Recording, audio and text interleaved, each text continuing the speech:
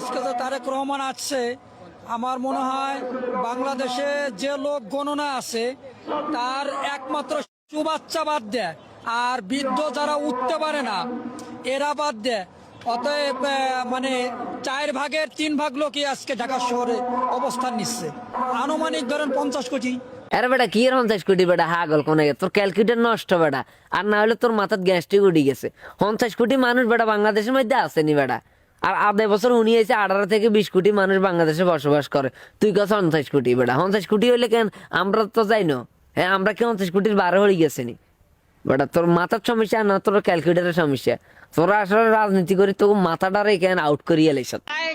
20 কোটি লোক 20 কোটি লোক এখানে উপস্থিত থাকতে পারে ইনশাল্লাহ, আমি আশাবাদী।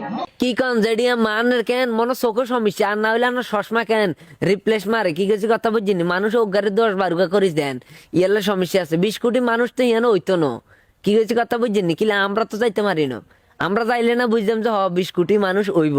অন আমরা আসিলাম বাড়িঘর দুয়ারে, আপনি কেমনে 20 কোটি হিসেব করেন? আপনার ক্যালকুলেটারে দামিলে আছে, কোন দোকান ক্যালকুলেটার কিনছেন? আর না হইলে আপনার মাথার সমস্যা, কি কিছু কথা বুঝিনি। মাথার চিকিৎসা করালাম জান। ওখানে কেন 20 কোটি মানুষ মতো রইব। কি কস রে বাতি যা, তুই মনে কেন গাঞ্জা আড়ে দাঁড়ে খাইয়ে লাইছ? তুই এলে কেন তোর ওই লাই উড়ি গেছে মাথার মধ্যে, কি গেছি কথা বুঝতে? গাঞ্জা কমাই খাইস? আচ্ছা তাই বিস্তারিত শুনি, তুই কি কস? আমাদের বিশ্বাস হয় যদি আমাদের দেশ নাই তারেক রহমান যদি ঘোষণা ক্ষমতা যদি আসে তো ওই গরিবের জন্য ভালো হবে, আমার জন্য ভালো হবে, আবার দেশ আর শক্তিশালী হবে। বাইরে তোলাইও ভালো হইবে, আনলাইও ভালো হইবে, আর মা আর আত্মীয় স্বজন বেখেলাই ভালো হইব, কি গেছি কথা বুঝতে? কিন্তু দেশে তোরা যে পরিমাণে শক্তিশালী বানাইতে যত, এ পরিমাণে কেন দেশটার আরো মারা খাওয়াই দিছ। কিলে জানোস নেই এ 300 ফিটের মধ্যে কাইলে যে পরিমাণে নোংরামি গুলো তোরা ছড়াইছ কেন, এগুলো আমরা আশা করি না। এটার কারণে বোঝা যাইতেছে দেশ কেন মানে সুন্দর বাংলাদেশ হইতো না, দেশ কেন অপরিষ্কার বাংলাদেশ হইব, কি গেছি কথা বুঝতে? সবসময় কেন ঘুরে লাগাইস।